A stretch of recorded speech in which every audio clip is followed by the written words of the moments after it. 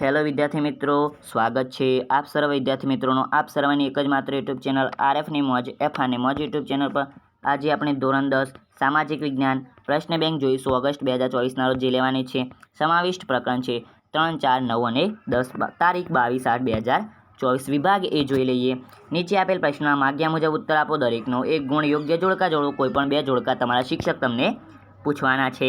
Okay, ભવિષ્યવાણી નથી પરંતુ પૂછે જ છે. ઓકે, અવધિ આગળ જોઈએ તો ઋગ્વેદની ઋચાઓ તો 1028 એટલે કે 1028. ઓકે, ઉપનિષદની સંખ્યા જોઈએ તો 108. ઓકે, મહાભારતના શ્લોકો તો એના વિશે જોઈ લઈએ. મહાભારતની અંદર 1,00,000 શ્લોક છે. આગળ જોઈએ, ઋષિઓની ભાષા સંસ્કૃત છે. એના પછી આગળ જોઈએ તો બૌદ્ધ સાહિત્યની ભાષા પાલી અને દિલ્હીના સુલતાનોની રાજભાષા કહીએ તો ફારસી. ઓકે, કઈ ફારસી. અને મધ્યયુગમાં જન્મેલી ભાષા ઉર્દુ. અને દ્રવિડ કુળની સૌથી જૂની ભાષા તમિલ. ઓકે,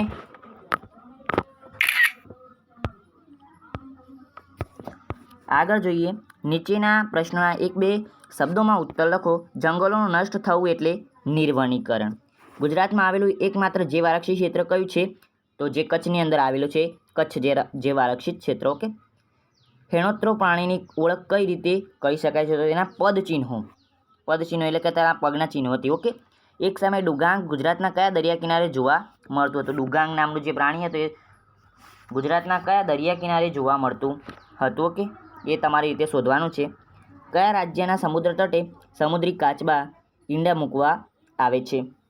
પહેલો તો ગુજરાતના જે તટે આવે છે, અને બીજું ઓડિશા અને લગભગ બંગાળ. ઓકે, તો એ ચેક કરી લેવું. દુનિયાનો એવો કયો દેશ છે કે જ્યાં એશિયા, યુરોપ અને આફ્રિકાના ત્રણેય પ્રકારના વન્યજીવો જોવા મળે છે? All is well and all is well. જવાબ આવશે ભારત. ઓકે, જેનો ઉછેર માનવની સહાય વિના કુદરતી રીતે થયો હોય તેને શું કહે છે? તો કુદરતી વનસ્પતિ કહે છે. અને મિત્રો બીજું નવું નામ અક્ષત વનસ્પતિ. ઓકે, 20મી સદીની શરૂઆતમાં ભારતના જંગલોમાં વાઘોની આશરે કેટલી સંખ્યા હતી? વાઘોની સંખ્યા લગભગ 40,000. ઓકે, 40,000 હતી વાઘોની સંખ્યા. 40,000. ઓકે, જોઈએ તો નીચે આપેલ પ્રશ્ન સાથેની અન્ય સંબંધિત વિગતો દર્શાવો. કોઈ પણ એક. ભારતના મુખ્ય 2 સૂર્ય મંદિર, કોણાર્કનું સૂર્ય મંદિર અને બીજું જે મોઢેરાનું સૂર્ય મંદિર. પ્રાચીન ભારતના 2 મહાકાવ્યો, મહાભારત અને બીજું કયું? રામાયણ. અબુલ ફઝલે લખેલા 2 ગ્રંથો, અકબરનામા અને બીજું લગભગ યાદ કરવા દો, મને યાદ આવે તો હું કહું. આગળ જોઈએ ત્યાં સુધી ગુજરાતના આવેલા 2 પ્રાચીન નગરો. કયા ગુજરાતની અંદર 2 પ્રાચીન કહીએ તો નગરો આવેલા છે એના વિશે લખવાનું છે.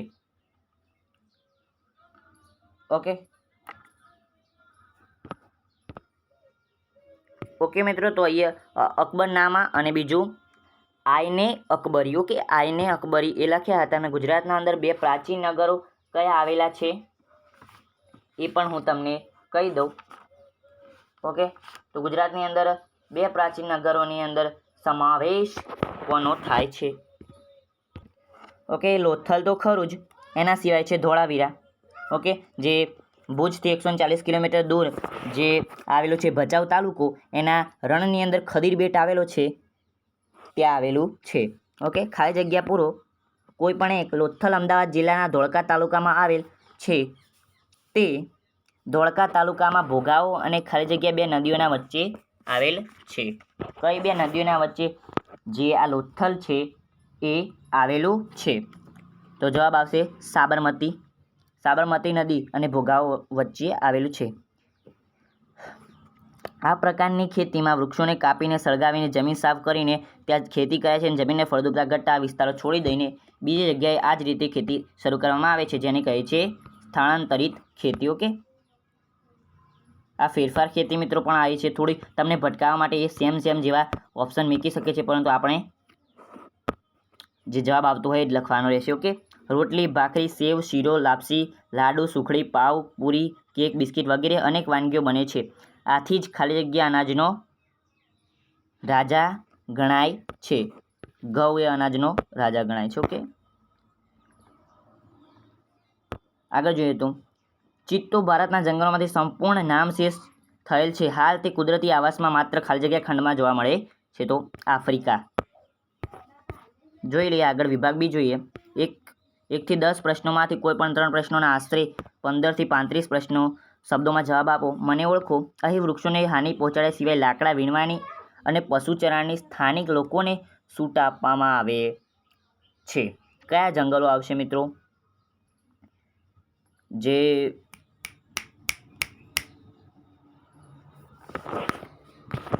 સંરક્ષિત જંગલો લગભગ ના,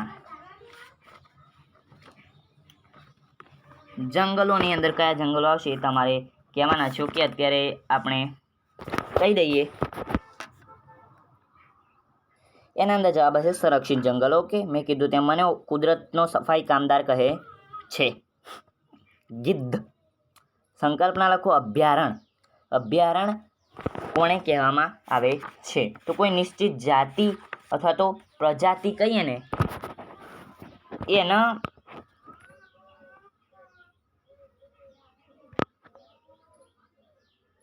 વિશેષ પ્રજાતિ અથવા તો જાતિની સુરક્ષા માટે સ્થાપવામાં આવે, સંરક્ષણ માટે કરાય છે. રાજ્ય સરકાર દ્વારા જ તેની સ્થાપના કરી શકાય છે. ઓકે. પરિચય આપો. લાલ પાંડા.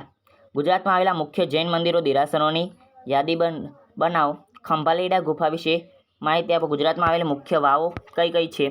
ઓકે. તો રાણીની વાવ તો આપણને ખબર જ છે. કાંચી, થંજાવુર, મદુરાઈ અને આબુમાં કયા મંદિરો આવેલા છે? ગુજરાતની શિલ્પ સ્થાપત્ય કલામાં કઈ બાબતોને સમાવેશ છે? કયા કવિ અને લેખકોએ ગુજરાતી ભાષા સાહિત્યના વારસાને સમૃદ્ધ બનાવ્યો છે? નીચેનામાંથી કઈ અમીર ખુસરોની કૃતિ કઈ છે?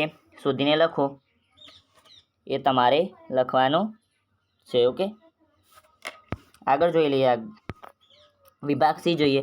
નીચેનું ચિત્ર જોઈને તેના આધારે પ્રશ્નનો જવાબ આપો. આ ચિત્ર કયા સ્થાપત્ય સાથે જોડાયેલ છે? આ સ્થાપત્ય ક્યાં આવેલું છે ને આ સ્થાપત્યમાં કઈ બાબતોને અંકિત કરવામાં આવેલ છે તે નીચેની વિશેષતા જણાવો. તફાવત આપો. વન સંરક્ષણ અંગેના ઉપાયો અને વન્ય જીવ સંરક્ષણ અંગેના ઉપાયો. ઓકે. વન સંરક્ષણ અને વન્ય જીવ સંરક્ષણ. ઓકે. ભારતના જંગલોમાંથી કયા પ્રાણીઓ અને પક્ષીઓ લુપ્ત થઈ રહ્યા છે? યાદી આપો. મગફળી. નીચેના મુદ્દા આધારિત નોંધ લખો. જમીન, તાપમાન, વરસાદ, રાજ્યો અને ગુજરાતના જિલ્લાઓ. કોફીના છોડ કોઈ મોટા વૃક્ષની છાયામાં ઉછેરવામાં આવે છે. કારણ કે તેના છોડને સીધો તડકો અનુકૂળ આવતો નથી. ઓકે. સીધો તેના ઉપર સૂર્યપ્રકાશ પડે એ અનુકૂળ આવતો નથી. ભારતમાં કયા ઔષધિ અને મસાલે પાકોનું ઉત્પાદન થાય છે? મધ્યકાલીન યુગમાં હિન્દી અને સંબંધિત ભાષાઓમાં કયા ગ્રંથોની રચના થઈ હતી? રામાયણ અને મહાભારત વિશે તમે શું જાણો છો અને તમારા શબ્દોમાં લખો. તો મહાભારત તો આપણે જોયું કે બંને એક મહાકાવ્ય છે, અને જોઈ લે તો મહાભારતની અંદર 1 લાખ શ્લોકો હતા. ઓકે. પ્રાચીન ભારતના નગરોની રચના કેવી કરવામાં આવી હતી તેનું વિભાગ સાથે વર્ણન કરો. અમદાવાદમાં આવેલા જોવાલાયક સ્થળો કયા છે? વિભાગ ડી જોઈ લઈએ. 1 થી 4 પ્રશ્નોમાંથી કોઈ પણ એક પ્રશ્નનો ઉત્તર આશરે 150 શબ્દો સુધી 120 થી 150 શબ્દોમાં આપવાનો છે. નીચે આપેલી કૃષિ પેદાશોનું 4 વિભાગોમાં વર્ગીકરણ કરો. તેમાંથી કોઈ પણ એક પાક વિશે લખો. ધાન્ય પાક, કઠોળ, તેલબિયા, રોકડિયા. ઓકે. પછી કપાસના પાકના અનુકૂળ સંજોગો વર્ણવી. ભારતના કયા રાજ્યો અને ગુજરાતના કયા જિલ્લામાં આ પાકનું વધુ ઉત્પાદન થાય છે તે જણાવો. પ્રાચીન ભારતમાં કઈ 4 મહાન વિદ્યાપીઠો આવેલી હતી? વલ્લભી વિદ્યાપીઠ, નાલંદા, તક્ષશિલા. 3 તો યાદ આવી ગઈ ને ચોથી કઈ હતી? નાલંદા, વલ્લભી. આગળ જો તમને આપેલ ભારતના રેખાંકિત નકશામાં લેવાના છે. ઓકે. આ લખવાનું છે. તો તાતા good bye, take care, love you all.